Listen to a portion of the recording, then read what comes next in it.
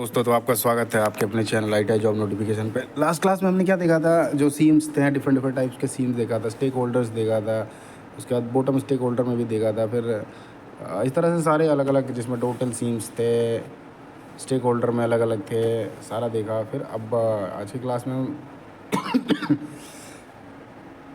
एक और नए पॉइंट के साथ स्टार्ट करते हैं, जो सीट मेटल का ही है। सीट मेटल में आपका जो लॉक ग्रुप जॉइंट होता है उसके बारे में बात करेंगे, और आगे भी देखते हैं। जो आपका लॉक ग्रुप जॉइंट होता है सीट मेटल के टुकड़ों को क्या होता है, जोड़ने और मजबूत करने के कई तरीक़ों का इस्तेमाल किया जाता है, जिसमें से एक ये जो लॉक्ड ग्रुप जॉइंट है उनमें से एक है। और ये आमतौर पर सीधी रेखाओं पर किया जाता है। ये क्या है, सीधी रेखाओं पर जनरली किया जाता है, और जुड़ने वाली वर्कपीस को एक जो होता है हुक के रूप में बनाया जाता है। एक ग्रोवर का उपयोग किया जाता है और लॉक किया जाता है। ग्रोवर ऊपर से स्ट्राइकिंग करके उस पर लॉक किया जाता है। जैसा कि फिगर ये आपका हो गया, ये सिंगल ग्रुप का हो गया है ना। जब आपस में जोड़ा जाता है तभी इसे ग्रुप ज्वाइन करते हैं। मतलब एक साइड से ये आ रहा है और एक साइड से ये जा रहा है, तो ये ग्रुप बन रहा है। फिर यहाँ फिगर 2 में देखोगे ये थोड़ा सा अलग है, सो ये ऐसे जा रहा है, फिर ये ऐसे। जब फाइनल शेप बनता है उस टाइम ये बनेगा। अभी हमने क्या करा, इसको ऐसे जोड़ा दो सीटों को। जब फाइनल शेप देंगे तो फाइनल शेप में ये आपका निकल के आएगा। जब ऊपर से आप ग्रूवर लगा के करोगे इस पर, तो ये लॉक्ड हो जाएगा, ग्रुप जॉइंट हो गया। ये खाली ग्रुप जॉइंट है, ये आपका लॉक पूरी तरह से हो गया। सो लॉक्ड ग्रुप जॉइंट हो गया। आगे देखेंगे एक्सटर्नल और इंटरनल लॉक जो होते हैं उसके बारे में देखेंगे। सो एक्सटर्नल और इंटरनल में क्या है, इस जोड़ का जो उपयोग होता है सीट धातु के दो सिरों को जोड़ने के लिए अनुदैर्ध्य दिशा में एक गोलाकार आकार बनाने के लिए किया जाता है। जब सीम बाहर की ओर बनती है, जैसा कि फिगर 3 में जैसा कि दिखाया गया ये आपका। सो इसका उपयोग क्या होता है, जो दो सीटें होती हैं उसको, जो सिरे होती हैं अनुदैर्ध्य दिशा में गोलाकार आकार बनाने के लिए, जिसमें देखो एक ये है एक ये है। सो इसके ऊपर लगा रहा है, ये साफ्ट है, इसके ऊपर सीट मेटल लगा रहा है, और इसको लॉक करने के लिए जो होता है ग्रुप सीम को बाहर से लॉक करने के लिए इस्तेमाल किया गया है, जिसमें आपको ये दिखाई दे रहा है। और इसमें आपका ये एक्सटर्नल है, ये आपका इंटरनल है। एक्सटर्नल में ये जोड़ा जाएगा, जैसा कि यदि ग्रुप मेंडल का उपयोग करके सीम का निर्माण किया जाता है, जिसे आंतरिक लॉक ग्रुप जॉइन किया जाता है। अब जैसे किस केस में, जब इसमें ग्रुप मेंडल जो होता है इस्तेमाल करके जैसे सीम को लॉक किया जाता है, निर्माण किया जाता है, तो ये आपका आंतरिक लॉक हो जाता है। वही जैसे आपका जो दो धातु सीटें जुड़ती हैं अनुदैर्ध्य दिशा में गोलाकार आकार बनाने के लिए, तो इसमें क्या होता है, जब सीम जो होता है बाहर की ओर बनती है, जैसा कि बाहर की ओर जैसे बन जाएगा, तो उस केस में आपका बाहरी बंद ग्रुप जॉइंट हो जाएगा, मतलब एक्सटर्नल लॉक्ड ग्रुप जॉइंट हो जाएगा। जब भीतर बनेगा, ये जैसे देखोगे ये आपका बाहर में हो रहा है, जैसा कि इसमें बन रहा है। तो ये वाला आपका बाहर में हो जाएगा और ये वाला आपका अंदर हो जाएगा। इस पर बनेगा, फिर ये डाल के ऊपर से लॉक हो जाएगा। तो आपके जो लॉक हुए वो लॉक के अंदर गया, तो उस केस में वो लॉक हो जाता है, तो इंटरनल हो जाता है, फिर वो एक्सटर्नल हो जाता है। अगला है आपका हैंड ग्रूवर। हैंड ग्रूवर क्या होता है, इसका इस्तेमाल किया जाता है सीम को लॉक करने के लिए।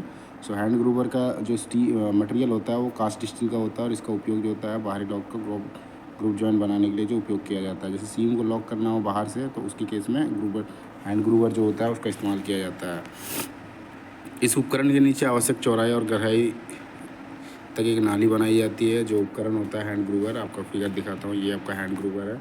तो इसके देखोगे यहाँ पे नीचे जो है थोड़ा सा आपका ग्रुप बना हुआ है, नाली बेसिकली उसको कहते हैं। चौड़ाई और नाली गहराई तक एक नाली बनाई जाती है। इसे पकड़ने के लिए छेनी की तरह चौकोर या हेक्सागोनल आकार में एक हैंडल होता है। यह पूरा भाग कड़ा और तड़कल होता है, मतलब बड़ा भी होता है और साथ ही ये तगड़ा भी होता है।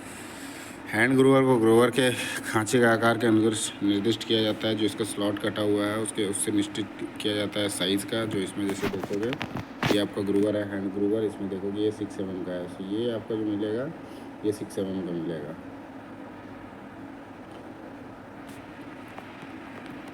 आगे है आपका लॉक्ड ग्रुप जॉइंट का, इसमें अलाउंस जो देने का है। लॉक्ड ग्रुप जॉइंट अलाउंस, तो अलाउंस किस प्रकार से दी जाती है, ये लॉक ग्रुप जो जॉइंट होता है उस पर अलाउंस दिए जाते हैं, जिसमें किसी विशेष पर ग्रूवर के अनुरूप फोल्ड के आकार चौड़ाई तक पहुंचने के लिए मोटाई ग्रुप की चौड़ाई 3 गुना घटाएं। अब जैसे जो आकार की चौड़ाई दी हुई है उसको निकालना, मतलब ग्रूवर के अनुरूप चौड़ाई, तो आकार जो उससे पहुंचने के लिए क्या होता है, जो मोटाई दी हुई होती है उसकी जो ऊंचाई को ग्रुप की चौड़ाई से, मतलब मोटाई जितना दिया हुआ है और ग्रुप की जो चौड़ाई है उसको मल्टीप्लाई करोगे जितना आएगा, फिर उसको घटाने से आपका साइज़ निकलेगा। जैसे उदाहरण के लिए ले लेते हैं हम। सो नाली जो है वो 6 mm का है, मतलब ये जैसे है, ये आपका जैसे 6 mm का दिखा रहा है ना, 6 mm का नाली है और सीट की जो मोटाई है 0.5 mm है। सो उस केस में हम क्या करेंगे, अब जैसे 3 से गुना करना है। सो नाली की जो चौड़ाई है वो कितनी है, 6 से मल्टीप्लाई करोगे 3 को, सीट की मोटाई ये दी हुआ है ना।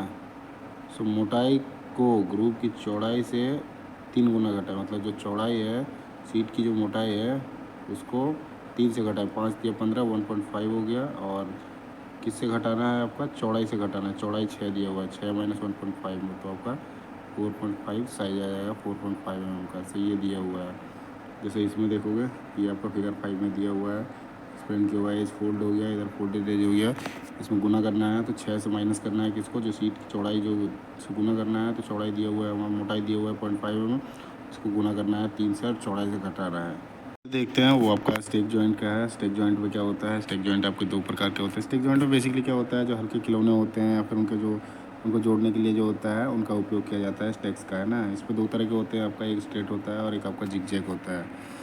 इसमें क्या होता है कि एक जो टुकड़ा होता है उसमें देखोगे एक जो होता है क्लिप होता है और एक जो दूसरा जो सीट होता है उसमें स्लॉट काटे जाते हैं। तो इसमें क्या होता है, इस प्रकार के जोड़ को जोड़ने के लिए क्या होता है, दूसरे टुकड़े पर क्लिप को डाल दी जाती है। जैसे कि इसमें क्लिप जो है ये आपका क्लिप स्लॉट में डाला जाएगा, फिर उसके बाद उसको लॉक लॉक करा जाएगा। एक तो आपका सीधा दिशा में कर सकता है, दूसरा आपका विपरीत दिशा में कर सकता है। तो उसके हिसाब से इनका फिर अलग अलग आप प्रकार हो जाता है। जैसे सीधा डाल दिया तो आपका स्ट्रेट हो गया और विपरीत डाल दिया तो आपका जिगजैग हो जाएगा। यही दिया है। स्टेक जो होते हैं, स्टेक जॉइंट आपके 2 तरह के होते हैं, जिसमें आपका एक आपका स्ट्रेट हो गया, स्ट्रेट स्टेक जॉइंट, और दूसरा जो है जिगजैग। जिसमें से पहला देखते हैं आपका ये जो है straight stake joint. Straight stake joint में क्या होता है, इस जोड़ में क्लिप और स्लॉट जो होते हैं पंक्ति में होते हैं, और क्लिप को क्या होता है सीधे स्लॉट में डाला जाता है और मोड़ा जाता है, जिससे विपरीत दिशा में तोड़ा जाता है। अब इसमें क्या होता है, ये आपका है स्टेक जॉइंट का जो स्ट्रेट का है, स्ट्रेट टाइप का, इसमें ये क्लिप हो गया और ये स्लॉट वाला पार्ट हो गया। इसको इसके अंदर डाल के ये एक साइड ही सब दबा दिया गया है, वही विपरीत दिशा में तोड़ा जाता है। सो विपरीत दिशा में ये हो गया। अब वही चीज़ जैसे हम स्ट्रेट में क्या होता है कि क्लिप को डाल दिया स्लॉट में और एक ही दिशा में डाल दिया। जिगजैग में क्या हो जाएगा, जिगजैग में आपका क्लिप को स्लॉट में डालने के बाद एक आपका जिगजैग में ऐसे जिगजैग बनता है फॉर्म। सो इसको एक इधर फिर एक इधर फिर एक इधर ऐसे करके, तो इसमें देखोगे एक इधर है, इस साइड है, मतलब उसके विपरीत दिशा में होते हैं। विपरीत दिशा में जो होता है वो मोड़ा जाता है, तो उसको जिगजैग स्टेक जॉइंट बोलते हैं। आगे देखते हैं फोल्डिंग एंड अलाउंस जो होता है, फोल्डिंग एंड जॉइनिंग अलाउंस। तो जो भी हम कोई जॉब सीट मेटल का बनाते हैं, ग्रुप सीम करते हैं, सीम को जब जोड़ते हैं तो उसमें कुछ अलाउंस दिया जाता है। तो उसके बारे में हम देखते हैं। तो ये क्या होता है, आपका स्वसुरक्षित जोड़ या सीम बनाते समय किनारों और सीमों की तैयारी के लिए सामग्री प्रदान करना आवश्यक होता है। तो कोई भी सीम बनाते हो आपका, तो उसमें अलाउंस दिया जाना अनिवार्य है, क्योंकि अनिवार्य यदि आप नहीं देते हो तो उस केस में आपका क्रैकिंग का प्रॉब्लम आएगा। जैसे क्रैकिंग हो गया, ताना बाना से बचने के लिए आवश्यक फिनिश प्राप्त करने के लिए भी भत्ता, मतलब अलाउंस देना बहुत ही आवश्यक होता है। क्योंकि गर्मी के दिनों में देखो मेटल की प्रॉपर्टी क्या होती है, वो फैलता है और सिकुड़ता है। तो यदि आप अलाउंस नहीं देते हो तो चांसेस होता है जब फैल जाएगा तो वो आपका मेटल ख़राब कर देगा। क्योंकि जब एक दूसरे से जो लगेंगे, वो मेटल में क्लियरेंस नहीं दिया, अलाउंस नहीं दिया जाएगा तो वो फैलेगा तो वो डैमेज करेगा ही करेगा। तो इसलिए क्या होता है, वही क्रैकिंग ताना बाना से बचने के लिए आवश्यक फिनिश प्राप्त करने के लिए जो अलाउंस होता है वो दिया जाता है। और जो तैयार उत्पाद होते हैं उनके सही आकार को बनाए रखने के लिए और सभी किनारे हैं उनको जोड़ों पर जो ताकत या मजबूती प्रदान करने के लिए भी जो है इन चीज़ों को देना ज़रूरी है। क्योंकि एक दूसरे से जैसे टकराएंगे, उनकी जब फैलेगी तो उस पर क्या होता है, दिक्कतें आएगी। मेटल का ज़्यादातर चांसेस जो होता है उसमें डैमेज होने का, और इन्वायरमेंटल कंडीशन में वो फिर वो उस चीज़ को झेल नहीं पाएगी। आगे देखते हैं। तो ये जो होता है भत्ता मुड़े हुए चौड़ाई मोटाई पर निर्भर करता है। जो अलाउंस होता है, जो किनारे एज की जो होती है चौड़ाई और मोटाई जो होती है उस पर निर्भर करता है। जैसे आप 0.4 का लेते हो उसमें सीट का, पतली सीट की मोटाई को जैसे उपेक्षा करते हो, जैसे फिगर 1 में दिया हुआ है। तो फिगर 1 में देखोगे ये डब्ल्यू जो है और जी जो है। So W is equals to जैसे करते हैं तो आपका अच्छा जी, यदि जी आपको निकालना है तो जी निकालने के लिए आपको जो डब्ल्यू है, डब्ल्यू के साथ आपको 3 टाइम मल्टीप्लाई करना पड़ेगा टी को। मतलब G is equals to 3 T plus W, तब जाके ये जी आएगा। आगे देखते हैं लिखा होगा। सो यहाँ पे जैसे ये जी की पूर्ण चौड़ाई बराबर डब्ल्यू से अधिक होगी, डब्ल्यू से जो है वो तो ज़्यादा है ही, देखो डब्ल्यू नीचे और जी ऊपर है। सो इसमें खांचे की अंतिम चौड़ाई मतलब जी जो है अंतिम चौड़ाई निकालने के लिए डब्ल्यू से क्या करोगे, 3t का न्यूनतम मान है। सो डब्ल्यू करोगे और ऐड करोगे 3 गुना टी का, तो टी होता है ये थिकनेस ऑफ सीट है, जहाँ टी जो है आपको मोटाई का प्रतिनिधित्व करती है। एक खांचेदार सीम के लिए भत्ता जो होता है C1 की चौड़ाई जो होती है और प्लस सीट की मोटाई का 3 गुना होता है। तो यही आपका हो गया खांचेदार सीम जो है जी मतलब आपका, तो भत्ता C1 की चौड़ाई जो हो गया मतलब डब्ल्यू आपका हो गया और सीट की मोटाई का 3 गुना कर दिया तो वो आपका आ जाएगा। Allowance for double group joint जो होता है उसके लिए अलाउंस जो देखते हैं उसके फिगर में देखते हैं हम। यहाँ पे क्या होता है, जो आपके चौड़ाई होते हैं और उसका जो 2 गुना होता है धातु का आकार की मोटाई के 4 गुना के बराबर है। सो ये जैसे हम देखते हैं तो ये आपका हो गया डबल ग्रुप जॉइंट। ये फिगर से सवाल पूछे जाते हैं, ये फिगर देखिए मतलब किस तरह का ये सीम है या जॉइंट है, सीट मेटल का जो जॉइंट है किस तरह का सीट मेटल जॉइंट है उसके बारे में पूछा जाता है। इसमें जैसे देखोगे सी तो डबल ग्रुप जॉइंट में क्या है, allowance of double group joint seam में फिगर 2 में जैसे दिया गया है। फिगर 2 आपको थोड़ा दिखा देता हूँ। तो ये आपका फिगर 2 है, इसमें जैसे दिया हुआ है तो इसके बारे क्या है कि जो कैप स्ट्रिप है, कैपिंग स्ट्रिप की जो चौड़ाई है मुड़े हुए किनारे से तो उसका 2 गुना और धातु के आकार का मोटाई का 4 गुना। मतलब क्या है, ये जैसे आपका सी है सो इसका जो है 2 टाइम्स ही है, लेकिन ये जैसे देखोगे ना ये 2 बार है, ये वही आप प्लेट देखोगे तो ये 4 बार दे रखा है। तो उसके लिए जैसे है डबल ग्रुप सीम में संयुक्त के लिए पूरा पूरा जैसे अलाउंस के लिए मुड़े हुए किनारों की चौड़ाई, जो मुड़े हुए किनारे हैं उनकी चौड़ाई ये विड्थ हो गया और का 4 गुना, मतलब इनका 4 गुना और धातु की मोटाई का 4 गुना। सो सी यदि आप निकालते हो तो इनका जो आप निकाल लिए पहले ये दोनों को ऐड कर दो और उसका चौड़ाई का 2 गुना और धातु के आकार मोटाई का 4 गुना। सो ये जैसे है ये आपका देखोगे एक ऊपर 2 3 4 4 हो गया और ये 2, तब जाके आपका फाइनल निकल के क्या आएगा, पूरा जो अलाउंस है वो पूरा अलाउंस तभी निकलेगा जब आप इनके दोनों विड्थ लेते हो और थिकनेस का जो है वो 4 गुना लेते हो, तब जाके आपका जो डबल ग्रुप जॉइंट का जो अलाउंस है वो आपका प्राप्त होगा। वहीं आपका पेन डाउन में देखते हैं तो पेन डाउन में क्या होता है, पेन डाउन जैसे ये आपका जो है ये पेन डाउन है। सो पेन डाउन में पेन डाउन और नोकअप जोड़ों के लिए बनता है, तो ये पेन डाउन है और नीचे फिगर 4 में है ये आपका नोकअप है।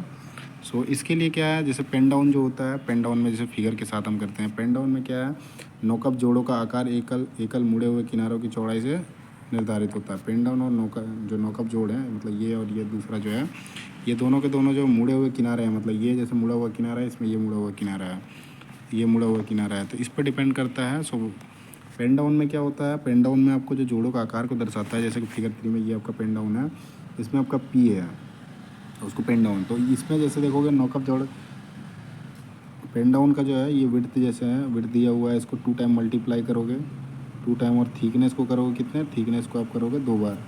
सो ये एक और एक 2 बार थिकनेस को करोगे, 2 बार आपका विड्थ को करोगे, तो आपका क्या निकल जाएगा, पेन डाउन का जो अलाउंस दिया जाता है वो आपका निकल के आएगा।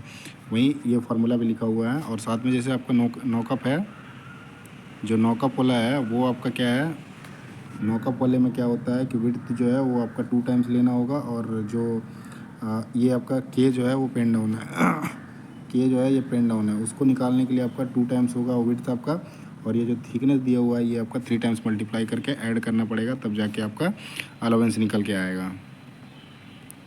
अगले पे चलते हैं हम, जो एज स्टिफनिंग है, इसके यदि आगे आएंगे, यदि मान के चलो आपका पेन डाउन निकालने का है, पेन डाउन निकालने का है, सो विड्थ दिया हुआ है आपका 10 बहुत ज़्यादा बता दिया, 1.5 दिया हुआ है, सो ये आपका 3 हो जाएगा, प्लस थिकनेस जो है 0.3 mm का है, सो इसको जब मल्टीप्लाई करोगे तो 0.6 हो जाएगा, मतलब 3.6 हो गया उसकी जो अलाउंस हो गई, ऐसे करके निकल जाएगा आपका टोटल का टोटल। अगला जो है एज स्टिफनिंग बाय वायरिंग, तो एज स्टिफनिंग जो करा जाता है वायरिंग के द्वारा उसके बारे में है। सो एज स्टिफनिंग जो होता है वो एक प्रक्रिया होता है जिससे क्या होता है, सीट के जो किनारे होते हैं उनको मजबूत या कठोर बनाया जाता है। तो एज स्टिफनिंग एक जो है प्रोसेस है जिसके द्वारा जो इसके एजेज होते हैं, मतलब कॉर्नर्स होते हैं, उनको किनारे जो होते हैं जहाँ पे जुड़े जाते हैं, तो उसको क्या होता है उसको मजबूत और कठोर बनाया जाता है।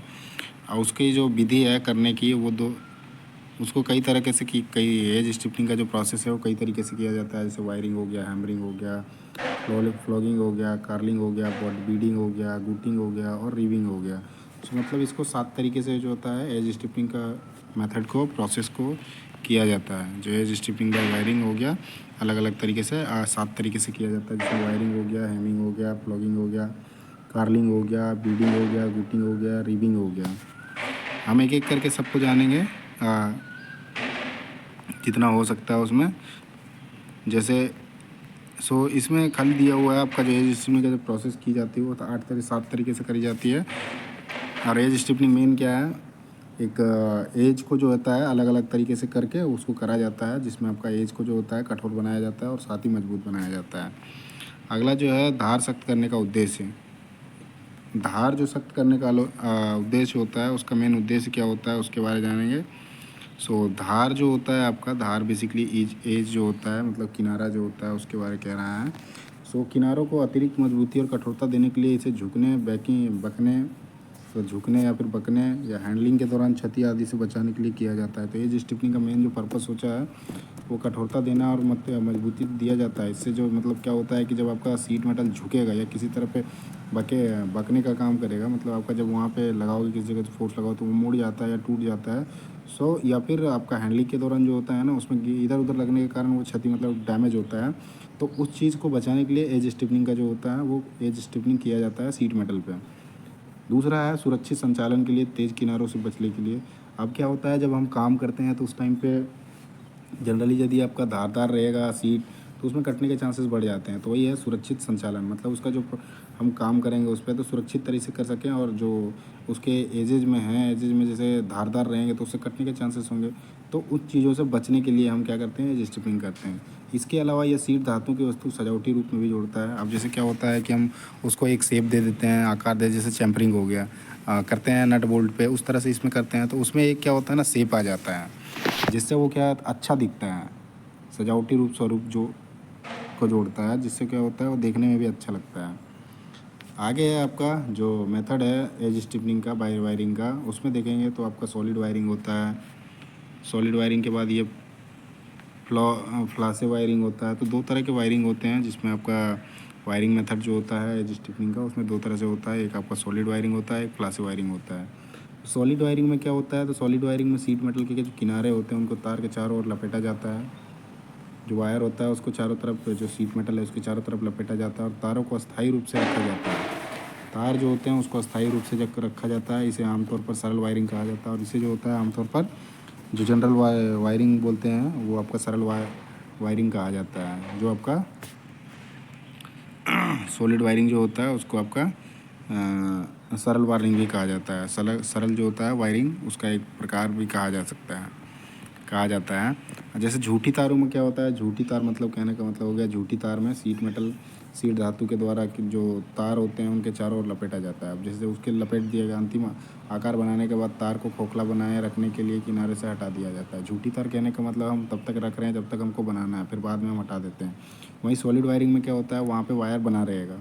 झूठा कहने का मतलब होता है कि सम टाइम दिया फिर बाद में उसका कोई वैल्यू ही नहीं है। मतलब मैंने एक आश्वासन दिया कि हाँ ये चीज़ हो रहा है, पर जब हो गया उसके बाद हमने कहा कि ना इसका तो कोई ज़रूरत नहीं है। तो झूठी तारों में क्या होता है, सीट धातु के किनारे तार को चारों ओर लपेटा जाता है और अंतिम आकार बनाने के बाद जब वो शेप बन जाता है उसके बाद उसको क्या होता है, हटा दिया जाता है। तो वहाँ पर खोखला बन जाएगा, क्योंकि वायर निकल जाएगा तो वहाँ पर खोखला बन जाएगा। तो वही किनारे से हटा दिया जाता है, तो खोखला बनाए रखने के लिए किनारों से हटा दिया जाता है।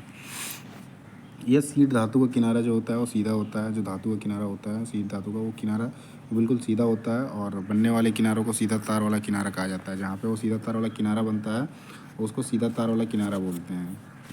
आगे है, यदि सीट धातु का किनारा घुमावदार है, यदि वो मोड़दार है, घुमावदार है, तो बनने वाले किनारों को घुमावदार तार, मतलब ऐसे जैसे सीट मेटल में डाल दिया अब इसमें, अब ये जैसे घुमावदार है तो इसको क्या बोल देंगे हम, घुमावदार तार वाला किनारा। मतलब जैसा उसमें प्रोसेस हो रहा है उसके हिसाब से नाम हो रहा है।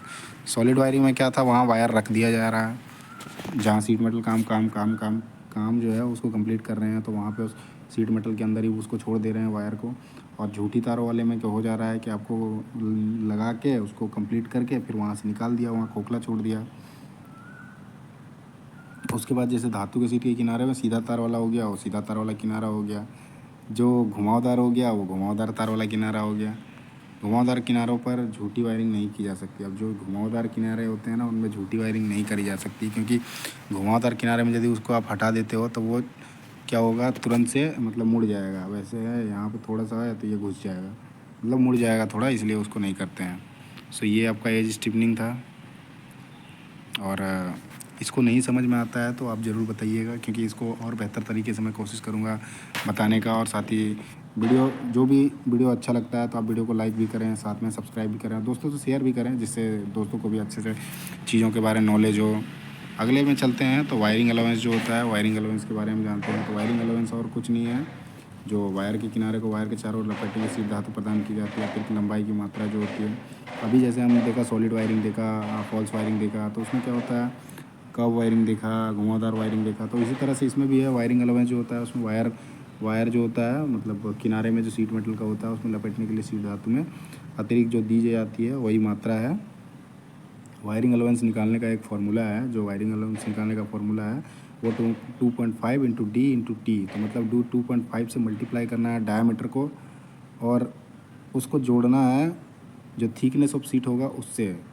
सो 2.5 हो गया पहले, फिर डी जो है वायर का डायमीटर जो है वो आपका वायर का डायमीटर हो जाएगा। तो यहाँ पे लिखा है डी जो है वायर का डायमीटर हो गया, और टी जो है आपका थिकनेस ऑफ सीट हो गया। माफ़ कीजिएगा।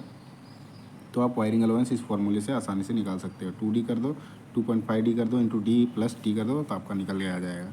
यदि वायरिंग अलाउंस अधिक दिया जाता है, वायरिंग अलाउंस यदि अधिक दिया जाता है तो उस केस में क्या हो सकता है, तो तार का सही आकार नहीं बनता है। ज़्यादा अलाउंस दिया जाएगा तो उस केस में जो होगा, आपका जो तार है मतलब वायर है उसका आकार जो है वो सही नहीं बनता है। और यदि प्रदान किया गया वायरिंग अलाउंस कम है, यदि कम देते हो तो उस केस में किनारों के अंदरूनी हिस्से में जो होता है गैप रह जाता है। उससे क्या होता है, और वायर को मतलब वायर को देखा जा सकता है, उसमें गैप रह जाएगा तो वो फिर वही है, सही तरीके से फिटमेंट बैठा नहीं है तो फिर वो दिक्कत करेगा। तो इसीलिए इन चीज़ों का हमेशा उसका एक स्टैंडर्ड होता है, तो स्टैंडर्ड को फॉलो करो। अदरवाइज़ आपको निकालने का है कितना लगेगा वायर, सो आप वायरिंग अलाउंस निकालने के लिए ये फार्मूला इस्तेमाल करके निकाल सकते हो। तो 2.5 इंटू डी प्लस टी। सो डी आपका डायमीटर ऑफ वायर हो जाएगा। नहीं पता है डायमीटर ऑफ वायर तो आप वायरिंग अलाउंस से निकालोगे। वायरिंग अलाउंस दिया रहेगा, उससे आप डायमीटर निकाल सकते हो कितना निकालना है बोल के। इसमें जैसे हो जाएगा 2.5D है, ये डिवाइड में आ जाएगा, और ये आपका प्लस है वो माइनस में चला जाएगा।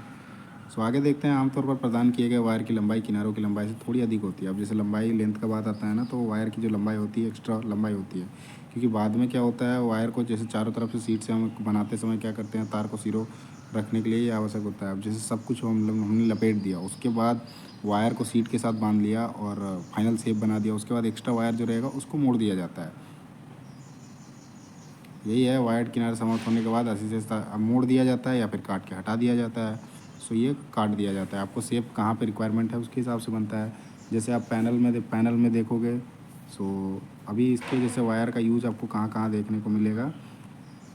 जैसे आपका एक सीट मेटल में जो शटर बनाए जाते हैं, दुकानों में देखोगे जो शटर बनाए जाते हैं उसके बीच में जो होता है वायर डाला जाता है। और शटर देखते होगे किसी भी दुकान में देखोगे, वो शटर जो लगता है ना, अप डाउन करे जाते हैं, उसके बीच में वायर डाला जाता है। अदरवाइज सीट को मोड़ दिया जाता है, और सीट को मोड़ के ही बना दिया जाए। तो वायर रहेगा तो दोनों साइड से लॉक रहता है, फिर आसानी से वो काम करता है। अगला जो है आपका हाथ की प्रक्रिया द्वारा घुमावदार सतह के साथ वायर किनारों को बनाना। तो मतलब आपको हाथ की प्रक्रिया, मतलब हाथ से आपको घुमावदार सतह जो है वहाँ पे वायर को किनारे बनाना है। कैसे बनाना है उसके बारे में देखें। Making wire edge along curve surface by hand process. तो हैंड प्रोसेस के द्वारा घुमावदार सतह के साथ वायर किनारे बनाना, वो कैसे बनाते हैं उसके बारे में देखते हैं। सो फिगर 1 में जैसे दिया हुआ है, ये आपका फिगर 1 है। फिगर 1 में दिया गया है कि सीट धातु के साथ गेज का उपयोग करके घुमावदार किनारों पर तार के भत्ते को चिह्नित करा। अब यहाँ पे जैसे देखोगे, यहाँ कर दिया है, ये आपका लाइन दिख रहा है, ये आपका सेक्शन लाइन लगा दिया, इस पर गेज की सहायता से उसको मार्किंग कर दिया। फिर बाद में इसको मोड़ा जाएगा और उसमें वायर डाला जाएगा। तो 90 डिग्री तक कदम 90 डिग्री तक कदम दर कदम एक हैचेट स्टेक और एक सेट हैमर का उपयोग करके तार के किनारों को फ्लैंज करके फिर निकला हुआ किनारा अपनी आधी चौड़ाई तक और तारों का निकला हुआ किनारा पर वक्र बनाए। अब जैसे इसको क्या करना है, 90 डिग्री का पहले बनाना है, तो 90 डिग्री इस तरह का बन जाएगा। सो 90 डिग्री बन जाएगा। फिर इसके बाद स्टेक लोगे, और हैचेट स्टेक जो होता है, हैचेट स्टेक का यूज़ करके, और सेट हैमर जो होता है उसको लगाओगे यहाँ पे। हैचेट स्टेक यहाँ पे लगेगा और सेट हैमर के द्वारा से मार के इसको इधर लेके आओगे, जैसा कि फिगर 2 में दिया गया है। यहाँ पे देखोगे ये आपका हैचेट स्टेक लगा दिया, और ये इस साइड का सेटिंग हैमर हो गया, ये जॉब हो गया। इसको घुमा के अब ये शेप फाइनली देखो इस तरह का बाद में बन जाएगा, है ना। सो इस तरह का बन जाएगा, हैचेट स्टिक यूज करके बना दिया हमने। अब यहाँ पे बीच में इसके अंदर डालेंगे वायर को। सो अब यहाँ GI वायर का यूज किया है। अब ये वायर हो गया, है ना, कर्व प्लेन दिखा रहा है, और ये वायर जो है यहाँ पे इंसर्टेड कर दिया गया है इसमें। और फिर बाद में क्रीजिंग हैमर की मदद से, और नीचे आपका हेलमिल है, जो एनविल है सपोर्टिंग के लिए रखा हुआ है, फिर क्रीजिंग हैमर के द्वारा उसको स्ट्राइकिंग करके फिर ये फाइनल बैठा दिया गया है। तो वही है, GI का वायर है। आवश्यक व्यास तक एक गोल वलय बनाया, अब इसको बना दिया वलय आकार का। फिर उसके बाद तार का जो है जोड़ बंद खांचे वाले जोड़ के विपरीत होना चाहिए। तार यहाँ पर डाल दिया, उसके विपरीत होना चाहिए जहाँ पे है, और GI रखें। निकला हुआ किनारा तार की रिंग, अब निकला हुआ किनारा तार की रिंग, ये फिगर 4 में जैसे दिया हुआ है, इसको बांधने के लिए है। यहाँ पे जो दूसरे जो GI वायर जो है इंसर्टेड कर दिया गया है एक बढ़ते हथौड़े का। अब बढ़ते हथौड़े का उपयोग करके तारों को पूरा करें। सो क्रीजिंग हैमर का उपयोग करके उसको कार्य को जो है पूरा करें। जैसे इसमें दिखा रहा है, ये आपका फिनिश्ड हो जाएगा, इस तरह का बनेगा। जो ये दिखा रहा है ना, ये फाइनल जो है आपका इस तरह का बनेगा, ये वाला बनेगा। जो ये एज दिखा रहा है, ये एज आपका इस तरह का बनेगा। फिनिश्ड स्टेज ऑफ वायरिंग, तो ये बीच वाला जो है वायरिंग है, बाकी ये आपका सीट हो जाएगा। सीट को फोल्ड करके इस तरह से कर दिया जाएगा। उससे क्या होगा, हाफ मून स्टेक और मैलेट का उपयोग करके, अच्छा इसमें क्या हो गया, हाफ मून स्टेक इस्तेमाल है, हाफ मून स्टेक और मैलेट का उपयोग करके वायरिंग को तैयार करें, और एक गोल खराद का धूरा और एक मैलेट द्वारा बेलनाकार जो है आकार की सत्यता का निवारण करें। सो ऐसे करके आप कर सकते हो। हाफ मून स्टेक का भी यूज़ कर सकते हो, उपयोग करके वायरिंग को तैयार कर सकते हो। अदरवाइज जैसे आपने कर दिया उधर से, पहले हैचेट स्टेक सपोर्ट में लिया और आपका सेट हैमर का यूज़ करके उसको वायर डाला, फिर ये वायर डालने के बाद इसमें वायर डाला इसमें, उसके बाद फाइनल लॉक जो बनेगा इस तरह का बनेगा, तो ये फाइनल फिनिश हो जाएगा। एनविल स्टेक का सपोर्ट लेके उसमें क्रीजिंग हैमर के द्वारा उसको पूरा बना दिया जा रहा है। यहाँ पे जैसे लिखा है, हाफ मून स्टेक और मैलेट का उपयोग करके वायरिंग को तैयार करें, और एक गोल खराद और का धूरा और एक मैलेट द्वारा बनाकर बेलनाकार आकार की सत्यता का निवारण करें। तो आपको फिर सत्यता का जो जांच करना है, निवारण करना है, तो उसके लिए मैलेट द्वारा और बेलनाकार आकार की जो सत्यता है उससे निवारण करें। अब फॉल्स वायरिंग को देखते हैं। फॉल्स वायरिंग में क्या होता है आपका, जैसे फॉल्स वायरिंग जो होता है, फॉल्स वायरिंग मैंने हमें देखा है कि हम किसी जॉब को बनाते हैं उस टाइम हम वायर यूज़ करते हैं, बाद में वायर को निकाल लेते हैं। तो वही चीज़ है यहाँ पे कि फॉल्स वायरिंग जो होता है, एज स्ट्रेटनिंग के तरीकों में से एक है। एज जो होता है स्ट्रेटनिंग का है, उसका एक तरीका है जिसमें वायर्ड एज बनाई जाती है, वायर्ड एज बनाया जाता है और फिर फिली वायर को किनारे से हटा दिया जाता है। अब जैसे जो उसमें वायर यूज़ किया, फिली वायर यूज़ किया था बीच में, उसको क्या होता है, जब काम को पूरा कर दिया जाता है उसके बाद उसको हटा दिया जाता है ताकि किनारों को खोखला बनाया जा सके। अब उसके जो किनारे हैं जहाँ पे वो जुड़ गया, अब जैसे ये सीट मेटल था, इसको हमने यहाँ पे लेके आ गए हैं, ये पैनल ऐसा आ गया, तो यहाँ बीच में जो बच गया था वायर उसको निकाल देंगे। अब निकाल देंगे तो फाइनल जो शेप बनेगा वो आपका ऐसे ऐसे हो जाएगा। ये बीच का जो एरिया है वो खोखला रह जाएगा। इसके फ़ायदे क्या होते हैं, फॉल्स वायरिंग के फ़ायदे जो होते हैं, वायरिंग के बाद फॉल्स वायरिंग के बहुत सारे फ़ायदे होते हैं, जिसमें क्या होता है, लागत कम कर दिया जाता है, भार कम हो जाता है। मतलब आप उसमें वायरिंग को निकाल लिए तो वायर का जो कॉस्ट है वो आपका बच गया, साथ में जो वज़न का है, वेट का है, वो भी कम हो जाएगा। सब फ़ायदे हैं इनके फॉल्स वायरिंग के भी, इसलिए फॉल्स वायरिंग का भी उपयोग किया जाता है।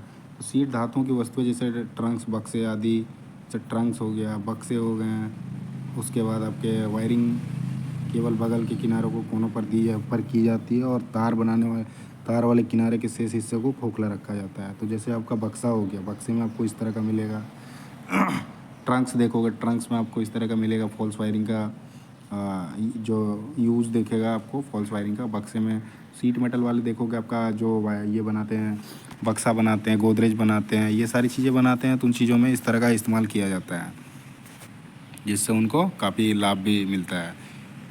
यह साइड को स्थिति को बनाए रखने में मदद करता है। अब जो साइड की स्थिति है उसको बनाने में मदद करा रखता है, क्योंकि जब आप एक साइड से ऐसे मान लिया जाए, आप एक साइड से यूँ आए और इसको क्या करा, इधर से ऐसे लगा दिया, ऐसे लगा दिया, तो ये पूरी तरह बैठ गया। अब ये थोड़ी घूमेगा, जब तक इस पर इधर अंदर से ना मोड़ो तब तक ये नहीं मुड़ेगा, ऐसे रहेगा। ज़्यादा लोड पड़ेगा तभी ये बैठेगा। अब लोड तो पड़ता नहीं है, क्योंकि आप बक्से में देख लो तो नीचे की ओर रहेगा, नीचे की ओर ऐसे जैसे बन रहता है ऐसे रहता है, सो इसमें लगाया रहता है इस तरह का। थोड़ा मैं 3D में बना देता हूँ जिससे आपको आसानी से समझ में आएगा।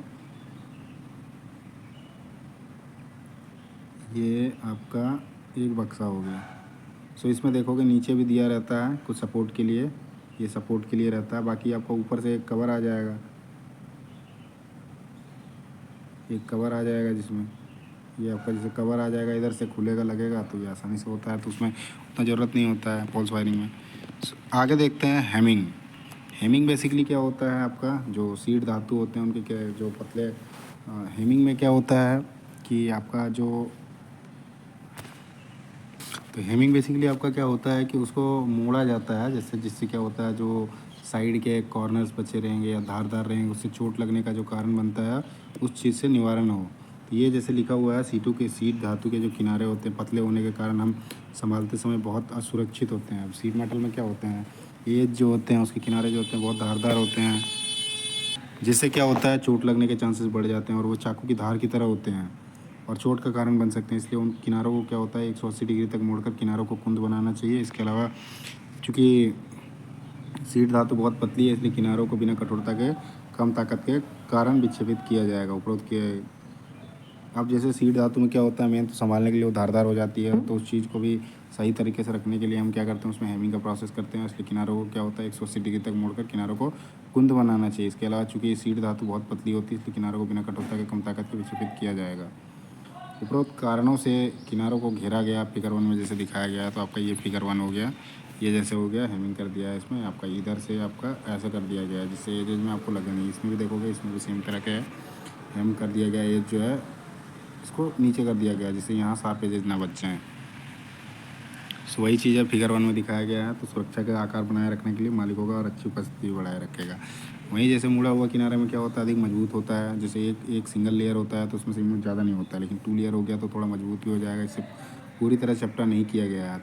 दूसरे में देखा है उसमें आपको पूरा चपटा नहीं किया गया है। ये जैसे सीधा हो गया इसमें पूरा नहीं किया गया, ये आप कर दिया। दूसरा टाइट पूरा कर दिया, ये 90 डिग्री करा फिर ओपन करा फिर उसके बाद टाइट कर दिया, तो ये फाइनल शेप बन गया इस तरह का। ये इस तरह का शेप बन गया। ये 3D में है, ये 2D में है। आमतौर पर हेमिंग भत्ता हेमिंग की जाने वाले सीट की मोटाई से जैसे 3 से 4 गुना होगा। जो हेमिंग भत्ता होगा उसमें आपका 3 से 4 गुना होगा। जैसे 1 mm का है तो आपका वो 4 mm का होगा, 3 से 4 mm का होगा जो न्यूनतम 4 mm के अधीन होगा। जो मतलब 2 mm के सीट पे आप लेते हो तो वो आपका 4 mm बनता है। 3 से 4 गुना मतलब 1.5 mm का लोगे तो आपका 4 mm के आसपास आ जाएगा। 3 गुना करोगे तो 4.5 mm हो जाता है। यदि हेमिंग की चौड़ाई अधिक है तो हेमिंग किनारों पर झुर्रियाँ बनती है। क्या होता है झुर्रियाँ बनती है, मतलब ये आपका हेमिंग का जो है चौड़ाई ज़्यादा होगा। इसको यदि आप फोल्ड करते हो तो इसकी जो चौड़ाई होती है वो थोड़ा ज़्यादा बनती है, ये वाली चौड़ाई जैसा कि फिगर 2 में दिया गया है। जैसे ये आपका फिगर 2 है इसमें देखोगे ये ज़्यादा चौड़ा है तो उसके इसमें इसको ज़्यादा चौड़ा रखना पड़ेगा। ये कम था इसलिए इसमें कम रखा। ये 2D में है, ये आपका 3D में है।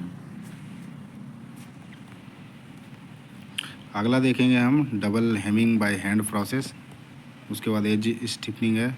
So double hemming by hand process जो होता है, डबल मतलब हाथ प्रक्रिया द्वारा जो डबल हेमिंग किया जाता है उसको देखते हैं। तो वो आपका क्या होता है, डबल हेमिंग जो है 2 बार फोल्ड करके की जाती है। तो डबल हेमिंग का मतलब एक बार जैसे सिंगल हेमिंग होता है तो वो खाली हेमिंग कहलाता है। वहीं आपका 2 बार जैसे फोल्ड करके की जाती है वो उसको डबल हेमिंग बोलते हैं। सिंगल हेमिंग की तुलना में ये जो क्या होता है अधिक ताकत देता है। तो सिंपल चीज़ है, एक आदमी उठाएगा या 2 आदमी उठाएगा दोनों में अंतर बोलेगा।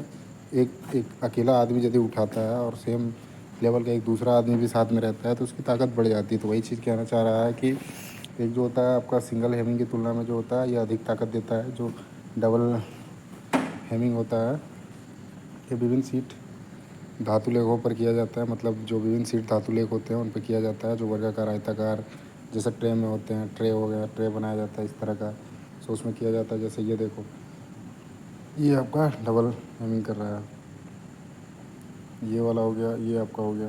ये जैसे देखो एक बार पहले ये आपका एक बार कर दिया, ये हेमिंग में क्या था, ये बस इसको यहाँ चिपका दिया वो हेमिंग था। इसमें क्या कर रहा है, एक यहाँ से एक लिया तो फिर इसको यहाँ पर डाल दिया। डबल हेमिंग करते समय सेकंड फोल्ड बनाने में सावधानी बरतनी चाहिए। तो मतलब पहला फोल्ड बनाने में तो दिक्कत नहीं, लेकिन ये दूसरा जो फोल्ड बनाना है उस समय सावधानी लेनी चाहिए। जिससे क्या होता है जो मतलब तय मतलब ये बेस का जो है कोण को गुनी की पूरी लंबाई में ग्रेड बनाया जाना चाहिए। अब जैसे इसकी जितना लेंथ है, ये वाला लेंथ है उतना ही होना चाहिए। ये नहीं कि आपका छोटा पड़ गया या लंबा पड़ गया। लंबा पड़ जाएगा तो फिर वो वीक पड़ जाएगा, इसलिए उतना होना चाहिए उससे एक्यूरेट वो बैठ सके। उससे क्या है मजबूती अच्छी आएगी। अगला है एज स्टिफनिंग। एज स्टिफनिंग हमने देखा था उसमें बाय वायरिंग मेथड में देखा था। अब खाली एज स्टिफनिंग जो है उसके बारे में देखते हैं। तो इसमें क्या है, एक अंकन टेम्पलेट का उपयोग गठित बॉडी पर हेमिंग भत्ता को छेद करे। मतलब इसमें क्या है, एक रखा हुआ है जैसे, सो ये इसमें दिखा रहा है। ये आपका जैसे एनबिल है, यहाँ पे एक सिलेंड्रिकल पीस रखा गया है और उसको किया जाता है। तो अंकन टेम्पलेट का उपयोग करके गठित बॉडी पर हेमिंग भत्ता को चिह्नित करें और वाइस या बेंच प्लेट पर निहाई हो गया, वही एनबिल आपका जो होता है उनको निहाई बोलते हैं। तो वाइस या बेंच प्लेट पर निहाई हिस्सेदारी को ठीक करें, तो ये आपका निहाई है, उसको ठीक करें। वर्क पीस को इस तरह से पकड़े कि चिहित रेखा जो होता है, जो रेखा जो चिहित करा गया है उस रेखा दांव के उससे मेल खाती हो, तो बिल्कुल फिट बैठता हो उस तरह से करना है।